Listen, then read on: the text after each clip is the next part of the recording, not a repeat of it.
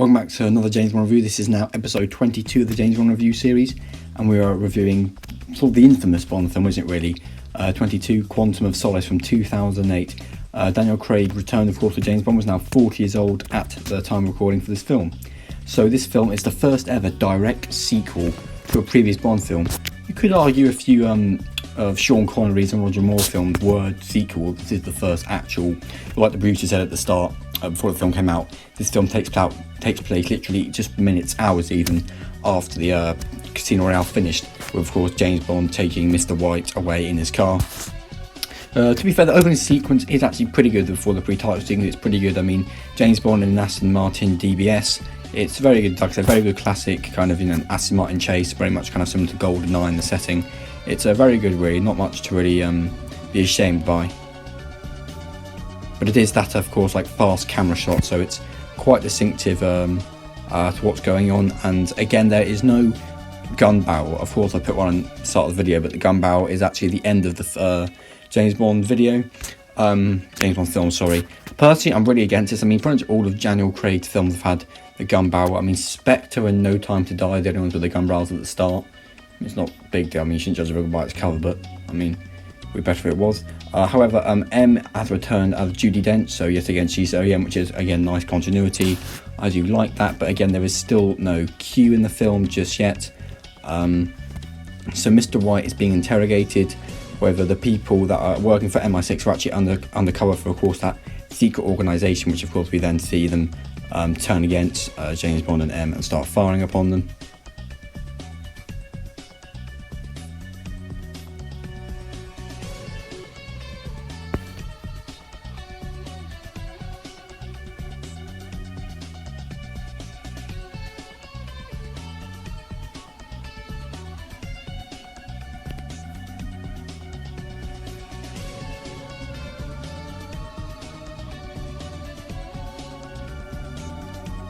But before they manage to escape, we get introduced to the main plot line of the film. It's basically a man we later known as Dominic Green. Yeah, Mr. Green, Mr. White. I guess everyone in this organisation is named after colours. Anyway, we learn about the organisation. Basically, what Dominic Green wants to do is sort of dam Bolivia to get all of the water. And you can see me stuttering is kind of the point of this film. There's lots and lots of ideas going on, and you just simply forget what the whole main purpose of the film is. I mean, you kind of have to like almost rewind the film to actually process what's actually been happening. It's a lot of, fast movement. That's basically what's going on. A man wants to dam an area for money.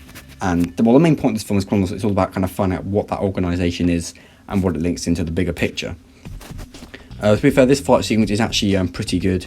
But again, it's a kind of like fast camera shots, right away thrown right into another scene.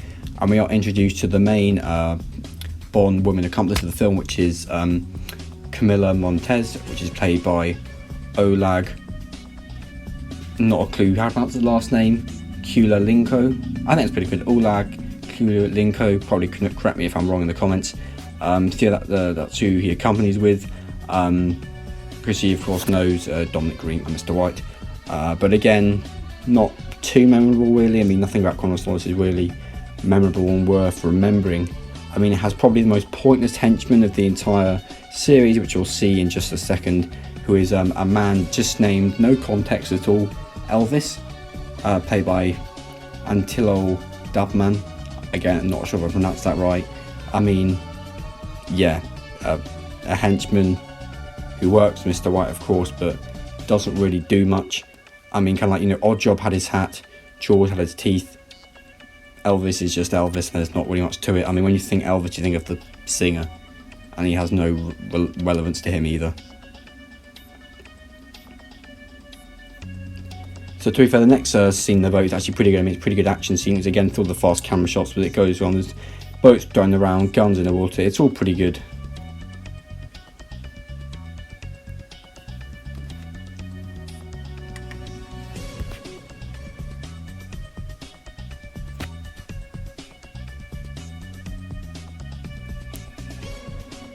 But it definitely does feel slightly longer and drawn out to what you kind of want it to be.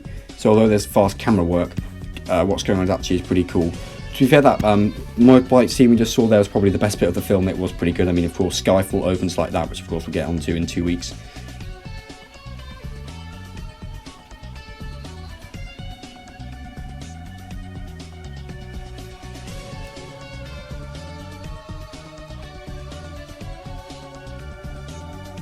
Although one thing that is good about this film is that we now see in the plane sequence, Felix Leiter is for the first time ever.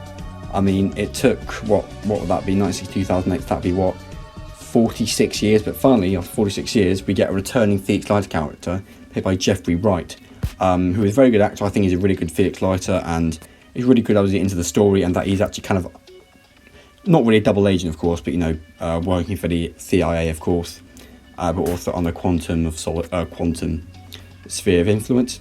But when asked about James Bond, of course, he lies, said he'd never heard of the name.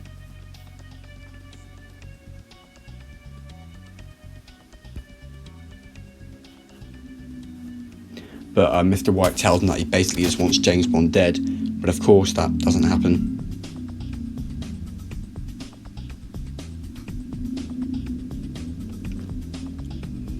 So as James Bond steals a tuxedo, he finally finds out, he goes to where the organisation meeting is held, and he steals one of the little goodie bags, and of course gets a little cue, which is for Quantum, and a little earpiece so he can listen to what's going on, which is pretty good.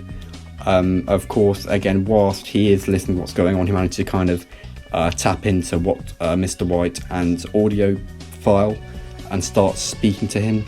I mean, he kind of blows himself there. I mean, because then of course everyone knows where he is and they start firing on him. But oh well, it was a decent idea, I guess.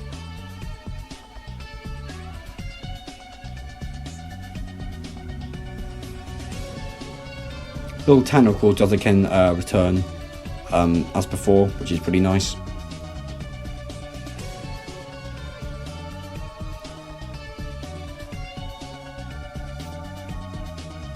And another recurring character right from Casino Royale, again, I'd of a sequel, is Renard Matthias. Although, again, we're not really told much too more about him. I'm not saying his scene is pretty irrelevant to the film. And again, the film is full of irrelevant stories, so I don't know, it's just another part of the film, I guess, really.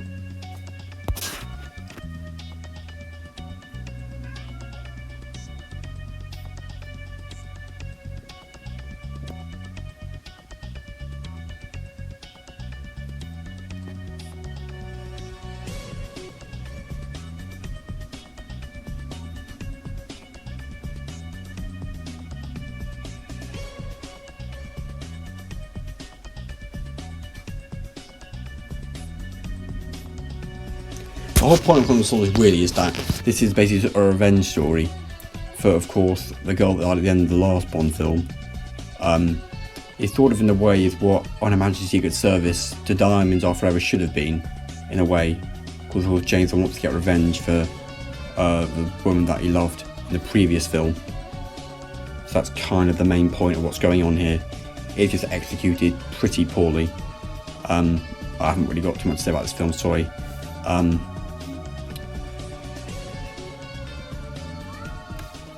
Although this woman name is another pretty cheesy moment in the film. Her name is Strawberry.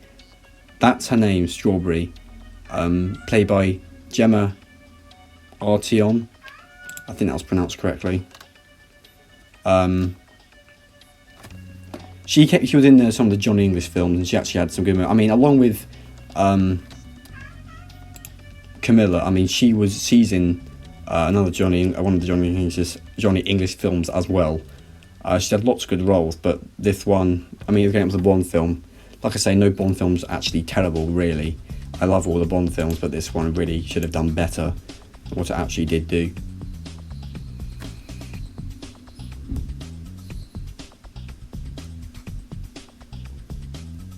And then, oh well, Elvis makes a return. This time he just kind of falls down the stairs. That was his moment. So he falls down the stairs. That kind of is Elvis's moment. Like I said, all about his hat. Elvis just falls over. It's not really good at all. So the climax of the film starts with a plane fall. And to be fair, this is pretty good. A skydiving moment, like we said in Moonraker. Moonraker was a skydiving moment in 1979. This is not quite as good as that, although it is more dramatic. So I guess that's one positive part of the film we can say.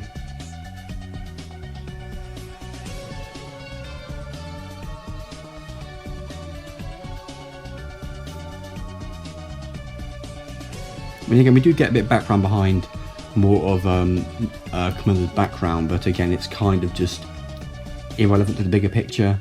Obviously, at the end of the film, it's kind of just something they really used to just fill the time.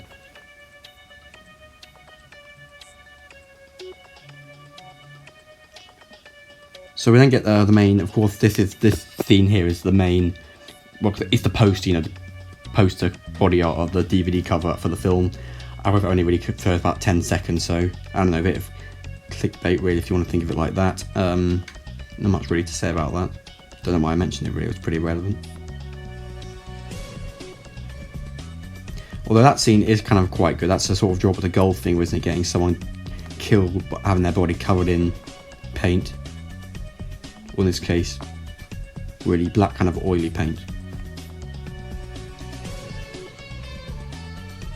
So James Bond is declared reckless by MI6, but of course manages to take down all the agents, bodyguards sort of things in the lift, and is basically now a sort of rogue agent, but it's still 007 status, so not like License to Kill in 1989 where he was completely rogue agent alone. Still have the 007 status, just declared a little bit reckless. But again, we're still seeing his early stage of career, because this is supposed to be Wakanda Solace is actually a short novel by Ian Fleming. So it's meant to be that kind of like, it's in the early stages. Felix Leiter is still on James Bond's side. Basically tells me he has 20 seconds before he's going to get killed by all these people shooting at him.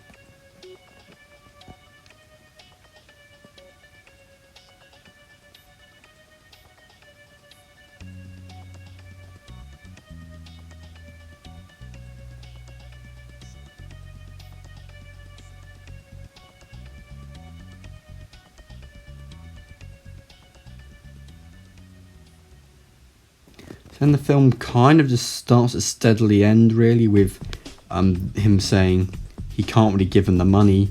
James Bond then sets the whole building alight. There's a bit of an ending fight between James Bond and Mr. White. Overall, not really too much going on. I mean, it's not that great. It's just kind of a lot of things going on very quickly that just don't really make too much sense. So, of course, James Bond ends up winning. He drops Mr. White down the floor. Well, no, he doesn't. He drops down the floor and he saves him in the end, only to later, as we see, kill him off in the desert. So the whole building's going to go up in flames. Everyone thinks they're going to die. Luckily, he manages to blow up the, I guess like one of the tankers, probably methane tankers or something. Blows a hole in the wall, and then they're in the desert. James Bond takes Mr. White out into the desert, and then kind of just leaves him to die, and that's just kind of how the film ends. Yeah, I feel like I haven't done this film too much justice in this review, but then again, there's not a lot to say about the film really. Overall, it should have been a lot better. A lot of things went on in the film, but overall, we should really have expected better, considering this was like Daniel Craig's second film and everyone loved Casino Royale so much. So, yeah, I mean, Mr. White ends up killing himself with that. So the film kind of just ends with James Bond and M talking to each other in a remote part of Russia, and it is quite a bright ending. The ending's bright. There will be another James Bond film. It will probably be better than this one. We are left with that message. But yeah, that's all really. So M says it's fine, he isn't completely reckless, he is allowed to stay on in MI6, and that's how the film ends really. So yeah, thank you all so much for watching. I will see you next time. Goodbye.